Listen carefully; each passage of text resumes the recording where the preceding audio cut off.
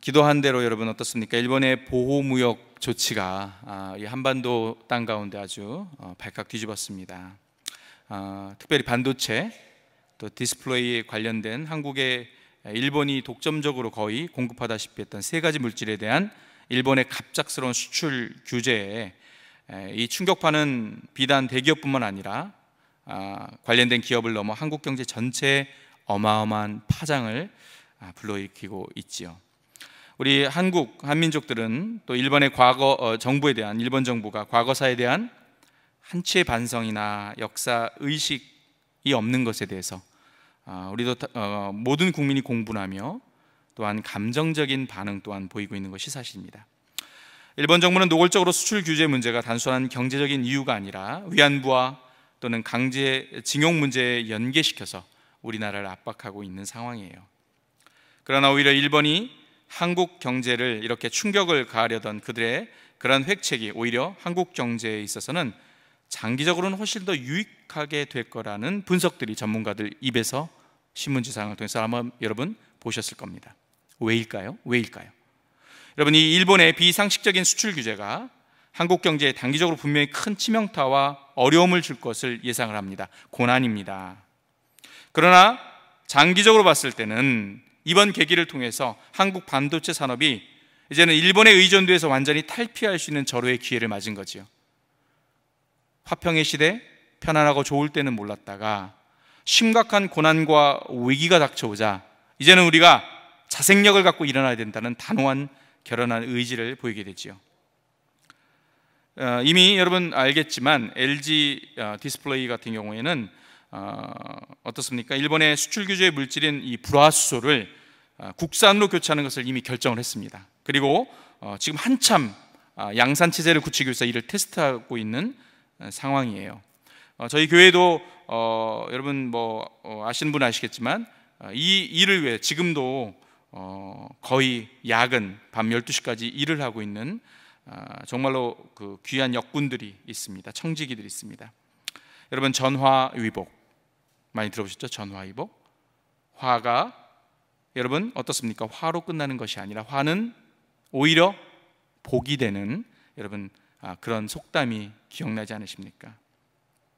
어떻습니까? 이야말로 이것은 바로 굉장히 성경적인 시각이 아닐 수 없습니다. 고난은 여러분 절대 고난으로 끝나지 않습니다. 고난은 오히려 복이 될 수 있습니다. 여러분, 성도들에게 제가 목사로 부름을 받고 목양하는 과정 가운데 이 고난의 문제만큼 중요한 주제가 없는 것 같아요. 고난은 정말 중요한 주제입니다. 고난과 고통의 문제를 어떻게 제대로 믿음으로 수용하느냐에 따라서 여러분 어떻게 합니까? 성숙한 성도로서 성장할 수도 있고, 또 이 고난과 고통에 직면했을 때 이것을 믿음으로 잘 수용하지 못하게 됐을 때는 많이 나동그러지는 경우를 많이 보게 됩니다. 여러분, 그런데 고난과 고통의 문제를 균형 있게 믿음으로 받아들이기 위해서는요, 여러분 정말 중요한 것이 있으니 여러분 그것은 바로 다름이 아니라 신학적인 안경이 필요해요. 고난과 고통에 대한 바른 성경적 기준이 여러분 우리에게 매우 중요하지요. 여러분 예를 한번 들어볼까요? 여러분, 고난과 고통, 잘못된 신학적인 견해가 안경을 끼게 되면 어떻게 되죠? 이 고난과 고통이 나에게 문제가 된다라고 생각할 수가 있어요. 나의 문제, 나의 죄의 문제.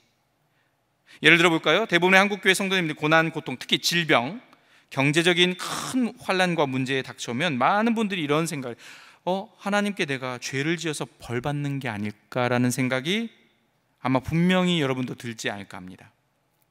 물론 때로는 분명히 그런 요소가 있을 수 있어요. 하나님께서는 이를 통해서 우리의 신앙을 한번 겸허하게 점검해 보는 시간으로, 기회로 주는 긍정적인 상황도 있습니다. 그러나 여러분 기억하십니까? 성경의 그 유명한 인물, 고난의 인물 대표의 상징인 욥을 한번 보시기 바랍니다. 여러분, 그의 절친들은 뭐라고 했습니까? 너 하나님 앞에 분명히 득죄한 게 있기 때문에 네가 지금 고난당하고 있는 거라고 그렇게 정죄를 하죠. 못 알아듣는 욥. 아니야, 나는 분명히 하나님께 신의를 지켰고 어떠한 경우가 돼도 하나님 앞에 득죄하지 않았어. 고집을 부리는 욥에게 그의 친구들은 정죄합니다.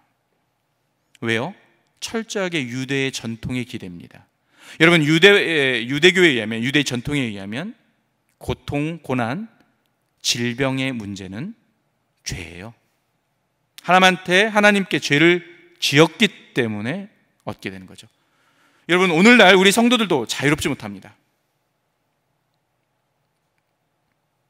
여러분, 이러한 논리, 분명히 말씀드리지만 정확하게 이제 제가 설명을 드리겠지만, 잘못된 신학적 안경은 어떻게 되죠?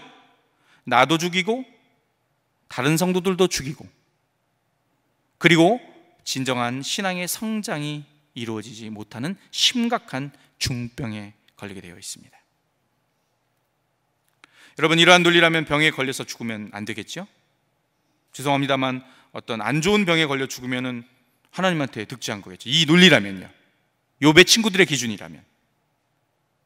병에 걸려서 죽게 되면 죄 때문인 것일까요? 여러분, 너무 일찍 죽어도 안 되겠네요. 사고도 안 되겠습니다. 그냥 충분하게 80, 90 그 이상을 사시다가 조용히 잠자다가 돌아가셔야, 소천하셔야만 죄가 없는 겁니까? 아니, 그럼 도대체 몇 살에 천국에 가야 축복과 고난의 갈림길이 될까요? 잘못된 신학은 수많은 그리스도인들을 멍들게 합니다. 시험 들게 하고 하나님을 떠나게 하죠. 이만큼 고통과 고난의 문제를 바르게 보려면 성경적인 바른 안경이 필수적입니다. 여러분은 고난과 고통에 대해서 어떠한 견해, 성경적 기준을 가지고 계십니까? 혹시 스스로 멍에를 메고 남까지도 혹시 정죄하고 계시지는 않으십니까? 자, 오늘 이 주제, 너무나 중요한 주제를 여러분과 함께 나누길 원합니다. 하나님, 왜요? 자, 이것은 하나님의 절대적인 주권에 대한 부분이죠. 하나님, 왜요? 자, 하나님 왜요? 첫 번째, 여러분 한번 같이 묵상해 봤으면 합니다. 자, 첫 번째는요, 고난도 하나님의 주권의 영역이라는 거예요. 고난이 그냥 오는 게 아니라는 거예요. 즉, 하나님이 허락해야만 우리 인생 가운데 고난이 있을 수 있다는 겁니다. 자, 우리는 오늘 107편 시편의 말씀, 제가 몇 년 전에 이 본문을 동일하게 묵상을 하면서 여러분과 나눴던 기억이 있으십니까? 우리는 인생을 고해에 비유합니다. 인생을 항해에 비유하지요. 정말 중요한 비유죠. 그리고 맞는 비유입니다. 여러분, 인생엔 수많은 암초가 있고 예기치 않던 폭풍우가 몰려오기도 합니다. 잔잔했던 바다 가운데, 평온했던 바다 가운데 갑작스러운 고난과 고통이 몰려오는 것이 바로 바다의 항해에 비유하고 있죠. 여러분 인생 가운데 지금 큰 암초, 혹시 폭풍우가 여러분을 꼭 집어삼킬 것처럼 다가오고 계신 가정과 여러분 인생이 있으십니까? 자, 고난마저도 하나님의 주권의 영역이다. 자, 본문 25절 그 근거가 있는데요, 고난이 왜 생길까요? 25절 말씀 다시 한번 읽겠습니다. 시작.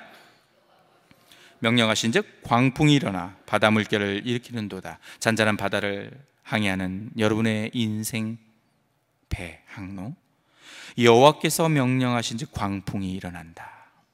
여러분, 잔잔한 바다도 광풍도 하나님이 허락하셔야 가능하다는 거예요. 그러면 내 인생에 닥친 고난과 질병과 아픔과 난제, 아니 어떻게 하나님이 하셨단 말입니까? 아니, 사랑의 하나님이시고 공의의 하나님이시고 자기 자신을 버리시는 그런 하나님 아니라고 하셨지 않습니까? 왜 우리 인생 가운데 광풍을 허락하시죠? 분명한 것은 우리의 인생 가운데 고난과 고통도 하나님께서 용납하지 않으시면 있을 수 없다는 사실을 직시하시기 바랍니다. 시편 115편, 우리는 이것을 하나님의 주권 사상이라고 해요. 절대 주권. 성경을 관통하는 주제예요. 이것을 여러분 믿음으로 수납하느냐, 수용하느냐는 매우 중요합니다. 시편 115편 3절, 하나님의 절대적 주권 사상이 담겨져 있습니다. 같이 한번 읽어볼까요? 시작. 오직 우리 하나님은 하늘에 계셔서 원하시는 모든 것을 행하셨습니다. 절대자 하나님, 창조주 하나님, 온 만유와 우주의 주제이자 만군의 왕이신 그 하나님, 그분은 그분 뜻대로 하신답니다.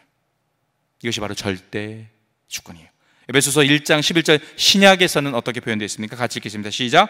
모든 일을 그의 뜻의 결정대로 일하시는 이의 계획을 따라 우리가 예정을 입어 그 안에서 기업이 되었으니, 우리의 구원, 우리의 택함, 천국 백성으로 들어갈 수 있는 것, 그것은 그분의 뜻대로 결정을 하신다고 말합니다. 하나님 뜻이세요. 당신 뜻이세요. 자, 그렇다면 여러분 어떻습니까?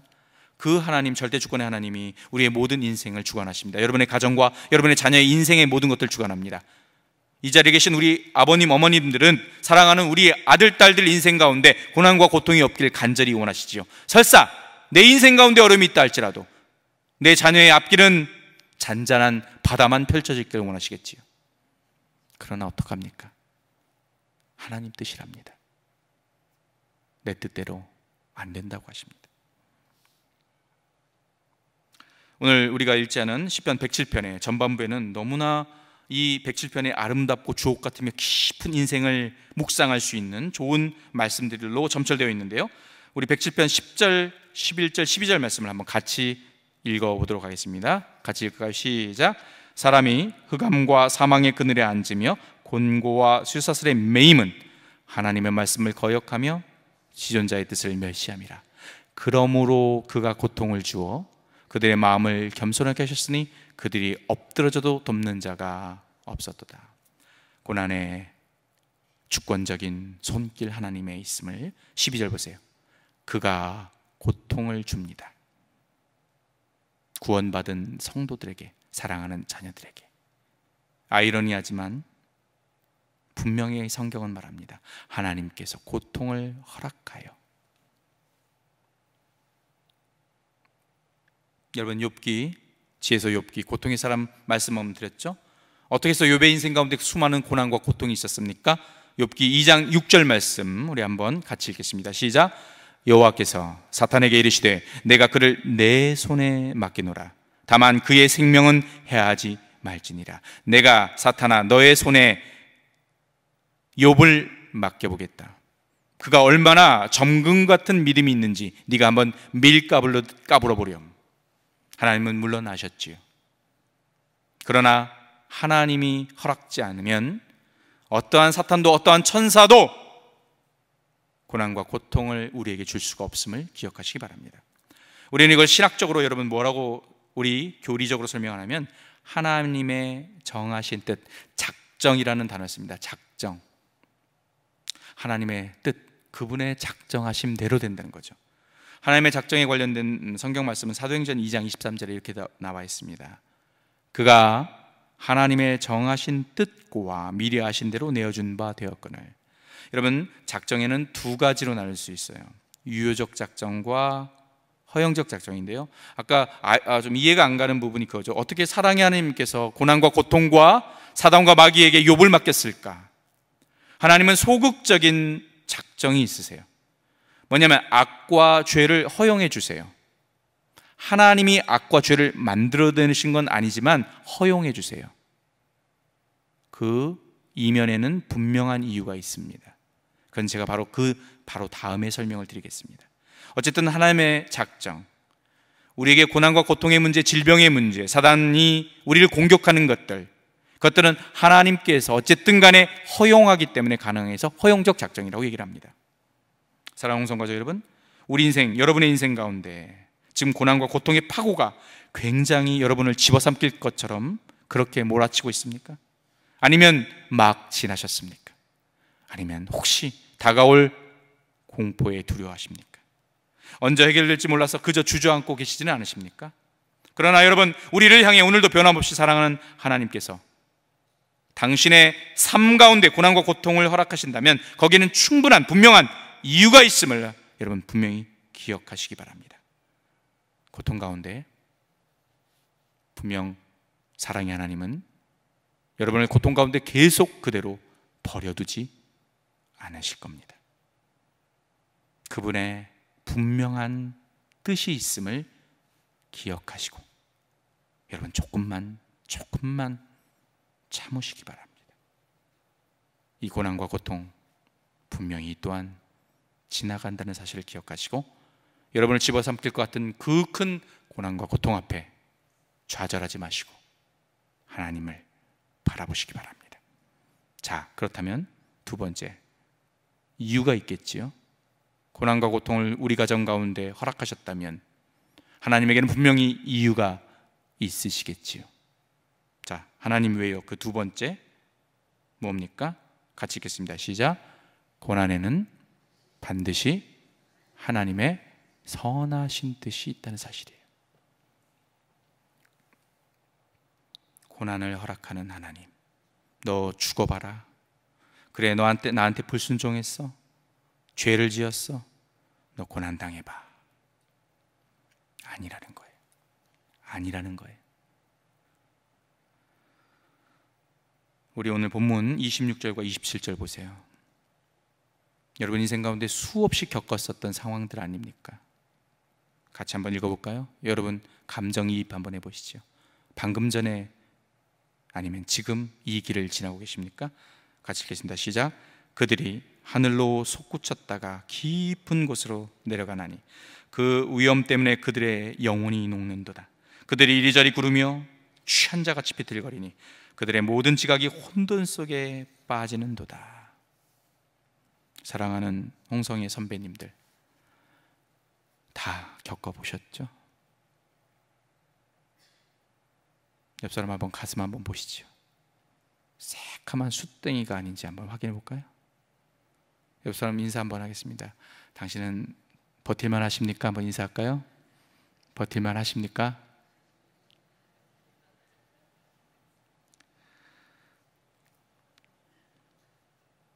앞이 안 보이죠? 노랗죠? 정신이 아득하지요. 하나님 도대체 왜 그러실까요? 왜요? 놀이동산에 가면 롤러코스터 있습니다. 잘 나가는 것 같으면 우리는 기분이 한껏 하늘로 올라가요. 아, 행복해요. 하나님께 영광, 감사하고 기쁘고 찬양이 넘쳐나요. 아, 근데 계속 올라갔으면 좋겠는데 바로 그냥 꼬꾸라져요. 드라마틱한 인생의 소설 여러분들이 지금 쓰고 계시지 않습니까? 그놈의 행복, 작은 행복 좀 영원히 보장 좀 해주면 안 될까요? 남편의 직장에서의 갑작스러운 해고, 온 가족을 사지로 몰아넣어요. 나름 이제 부푼 기대를 가지고 오픈한 치킨집, 경험 부족과 한 집 건너 한 집 생기는 경쟁업체, 결국 막대한 손해를 보고 문을 닫습니다. 일상적인 건강검진 받다가 밝혀진 아내의 암 진단, 모든 가족은 이성을 잃어버립니다. 번번이 자녀들이 취업 지원도 매번 거절당해요. 왜 우리 아들 딸만 안 될까? 몇 년째 준비해온 시험 또 고배를 마십니다. 아들과 딸도 힘들지만 이를 지켜보는 부모님의 애간장은 다 녹아져 있습니다. 도대체 나름 하나님 열심히 신앙생활을 했는데 왜 우리는 인생 가운데 하나님께서 고난과 고통을 왜 허락하시니까? 도대체 왜요? 여러분 거기에는 분명히 말씀했습니다. 선하신 하나님의 계획. 조금만 좀 기다려 봅시다.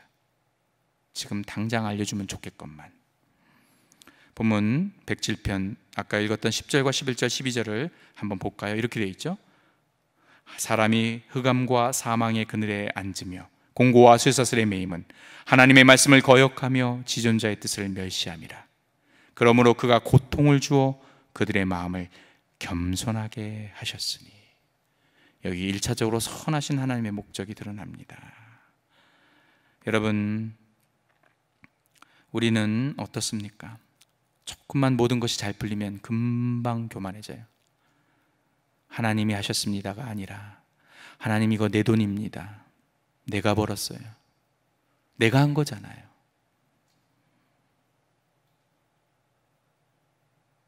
교만이 머리를 쳐듭니다. 제 건데요, 제 인생인데요, 내 자식이잖아요. 하나님은 그렇게 교만하여 자기를 멀리 멀리 떠날 것 같은 사랑하는 아들, 딸들을 그냥 놓을 수가 없죠. 하나님 떠나면 죽으니까. 그러니까 어쩔 수 없이 그가 12절에 고통을 주어 우리의 마음을 겸손하게 만들어줍니다. 겸손하게. 하나님 저 좀 도와주세요, 하나님밖에 없어요 라는 고백을 하도록 만들어주지요. 이것이 선하신 하나님의 뜻입니다. 물고기는 물을 떠나면 죽습니다. 여러분과 저는 하나님을 떠나면 죽어요. 그런데 우리는 잘 살 수 있는 줄 알았어요. 점점 멀어지고 있는 당신을 가만둘 수가 없어서 어쩔 수 없이 12절처럼 그에게 고통을 줍니다. 하나님은 그렇게 어떻게든 여러분과 저를 붙들어 두고 싶어 하시지요. 살리려고.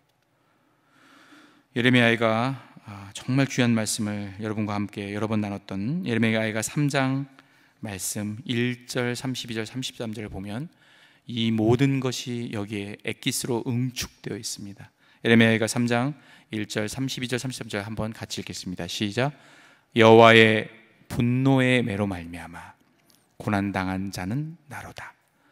그가 비록 근심하게 하시나 그의 풍부한 인자하심에 따라 긍휼히 여기실 것임이라. 주께서 인생으로 고생하게 하시며 근심하게 하심은 본심이 아니시로다. 고난을 허락하는 하나님의 절대 주권임을, 고난과 고통, 모든 어려움이 우리 인생 가운데 있는 이유가 하나님임을 1절, 32절, 33절에 또 반복해요. 여호와의 분노의 매로 말미암아. 하나님이 매를 드셨어요. 그래서 고난이 있대요.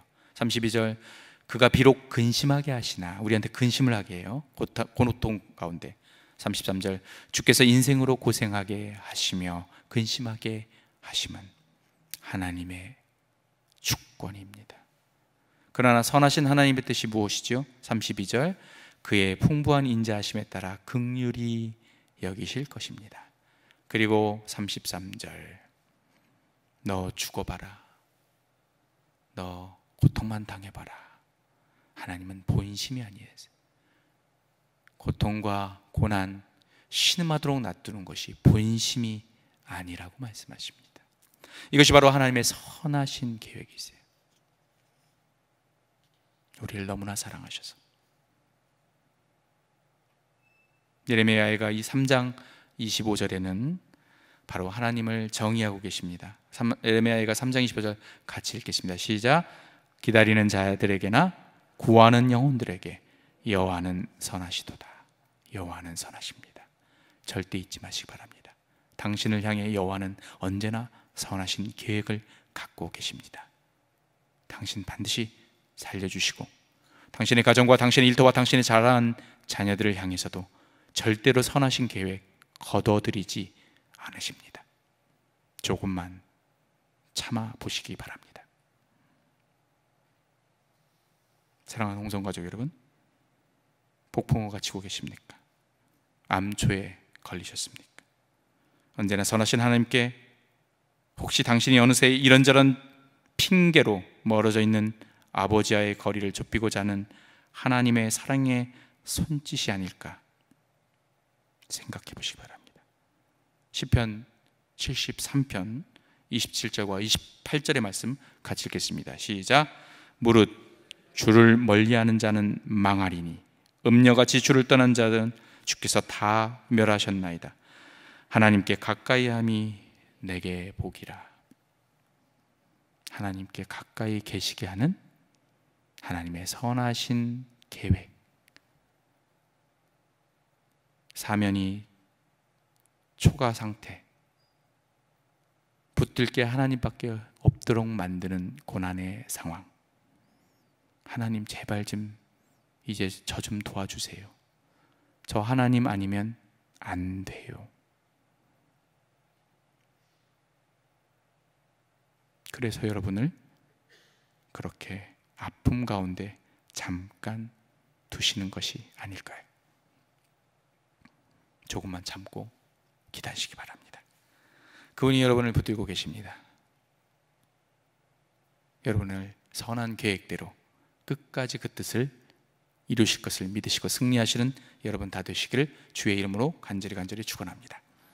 마지막, 그러면 하나님, 이제 우리는 어떻게 합니까? 우리는 뭘 해야 합니까? 하나님의 절대 주권이 있으시다면서요. 우리의 책임은 뭐죠?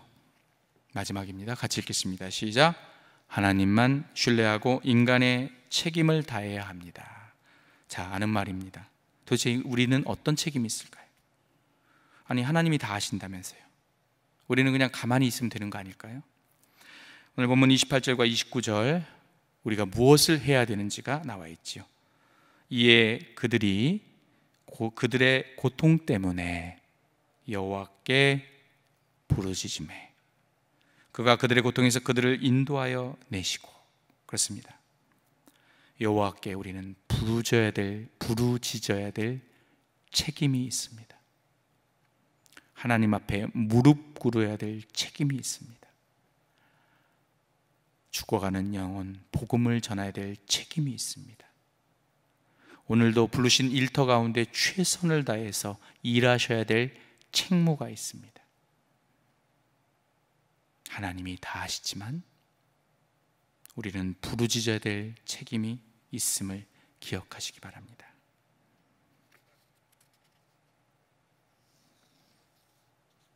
이 균형이 바로 성경을 바라볼 수 있는 바른 신학의 안경이 있어야만 볼 수 있어요. 성경에는 하나님의 절대 주권과 인간의 책임에 대해서 매우 균형 있는 말씀이 곳곳에 녹아져 있어요. 그런데 여러분, 우리가 그 안경이 없으면 고난과 고통에 대한 바른 해석을 할 수 없어. 나도 넘어지고 상대방도 정죄하게 됩니다. 우리는 이 기준을 개혁주의적 성경 해석이라고 해요. 칼빈주의, 개혁주의.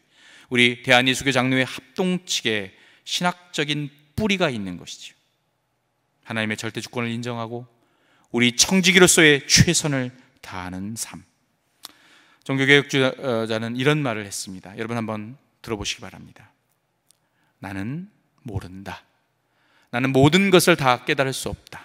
그러나 하나님께서 100%의 주권이 있고 또 인간에게는 책임이 있다는 사실이 성경에 있으므로 이것이 내게 합리적일 수도 있고 따라서 나는 믿는다. 또 나는 행하리라고 하신 모든 명령들을 행하려고 힘쓸 것이다. 비록 하나님께서 만사를 다 예정해 놓으셨다 할지라도 여전히 기도가 유효하므로 인간은 기도를 드려야 하며 의인의 간절한 기도는 힘이 있음을 알아야 한다는 것을 의미한다. 하나님의 주권을 인정하시고 우리는 오늘 최선을 다해 살아내셔야 합니다. 야고보서 5장 16절 말씀도 같이 읽겠습니다. 시작.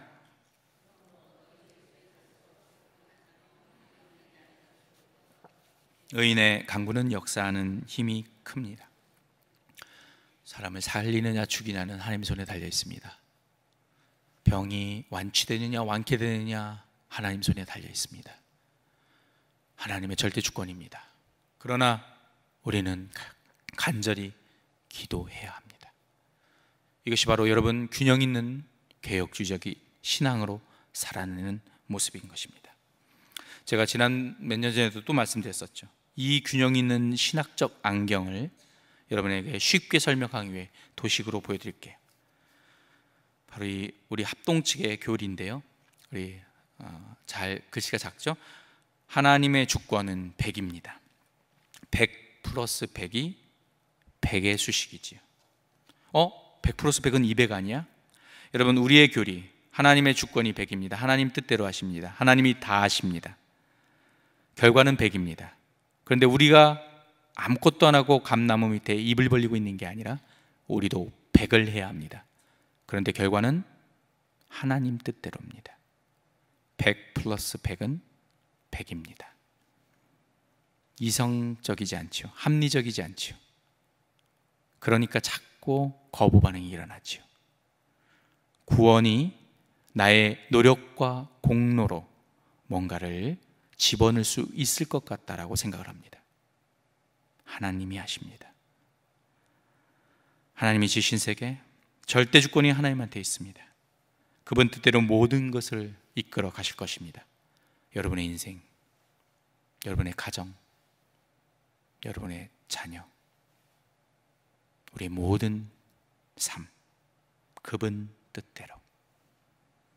그러나 우리는 청지기로 부름받았습니다. 최선을 다하여 올려드려야 됩니다. 그러나 결과는 인간의 노력에 의해서 절대 바뀔 수 없습니다. 고통과 고난, 모든 것이 하나님의 작정이지만 인간으로서 하나님의 절대 주권을 인정하되 오늘 하나님 앞에 엎드려 간절히 기도하는 책임을 다하시기를 간절히 기도합니다. 하나님 앞에 나가 도와달라는 처절한 절규에 대해서 우리를 고통 가운데서 건져주실 그 하나님을 기억하시기 바랍니다. 29절, 우리를 고통스럽게 하고 우리의 영혼을 녹였던, 그리고 우리를 혼돈 가운데 빠지게 했던 광풍을 그분만이 멈출 수 있음을 기억하시기 바랍니다. 우리 한민족, 한반도는 역사적으로 굉장히 고난이 많았던 민족인 걸 아실 겁니다. 역사학자 분분하지만요, 무려 한반도의 한민족은 역사적으로 936개의 침략을 당했다라고 얘기를 하지요. 유대인들보다도 더 많은 고난과 고통이 많았던 민족입니다. 그렇기 때문에 우리는 강해질 수밖에 없었어요. 그렇기 때문에 우리는 하나님만을 붙들 수밖에 없었어요. 일제감정기 36년, 그리고 자유를 얻는 듯 했는데 전쟁 더미, 모든 것을 잃었습니다. 아무것도 없었습니다. 우리는 바라볼 곳이 딱 한 군데가 있었으니 그것은 하늘밖에 없었지 않습니까? 이 자리에 계신 우리 믿음의 대선배님들, 우리 선배님들의 간절한 간구의 기도가 오늘 이렇게 풍족한 놀라운 하나님의 축복을 받는 대한민국으로, 여러분의 눈물의 기도로 그렇게 만들어 놓지 않으셨습니까? 우리는 침략이 많았다고 했죠. 역사적인 근거에 의하면 936번의 침략 가운데 일본으로부터의 한반도의 침략사는 총 714회에 달한다고 하네요. 신라시대 때 외국의 침략이 20회가 있었고, 고려시대는 515회, 조선시대 178회, 그리고 일제강점기 1회, 총 714회 뿐만 아니라 너무나 많은 고난과 고통의 역사, 여전히 분단된 나라, 아직도 전쟁이 휴전 상태에 있는 나라, 왜 우리나라는 이렇게 고난과 고통이 많을까요? 하나님의 뜻입니다. 그 속에 하나님의 선하신 계획은 무엇일까요?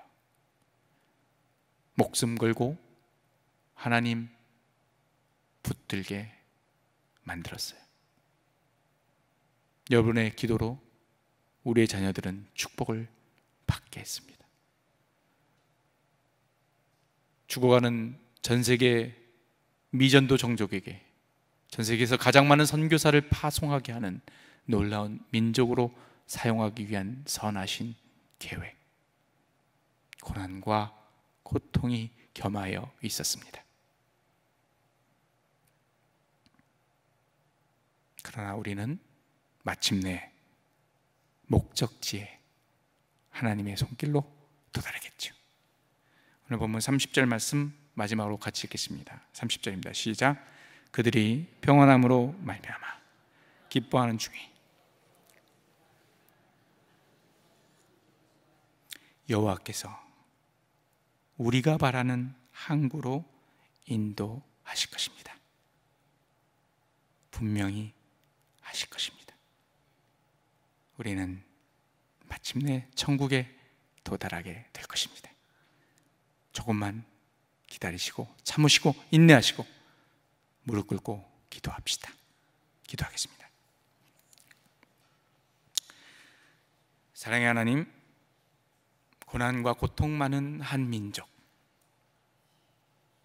우리의 가정과 일터, 사랑하는 내 인생, 하나님에게 절대적 주권이 있습니다. 때로는 너무나 야속했습니다. 하나님 도대체 왜요? 너무하세요. 도대체 이게 뭡니까? 그러나 하나님은 우리 사랑하는 우리를 최대한 가까이 두게 하시려고 고난과 고통을 통해 눈물로 기도하게 하셨고, 그리고 마침내 우리를 이끌고 그 아름다운 천국 도성으로, 그 아름다운 목적지로 우리를 끝까지 데려가기 위해, 아버지를 떠나지 않게 하기 위해 고난과 고통을 허락했다는 사실을 오늘 성경을 통해 확인하게 해주심을 감사하고, 고난과 고통의 파고와 암초가 수없이 우리를 집어삼키려 한다 할지라도 나를 향한, 우리 가정을 향한, 우리 자녀를 향한 하나님의 선하신 계획을 끝까지 붙들고 마지막까지 완주하는 우리 모든 홍성의 가족 되게 하여 주시옵소서. 감사합니다. 예수님의 이름으로 기도드립니다.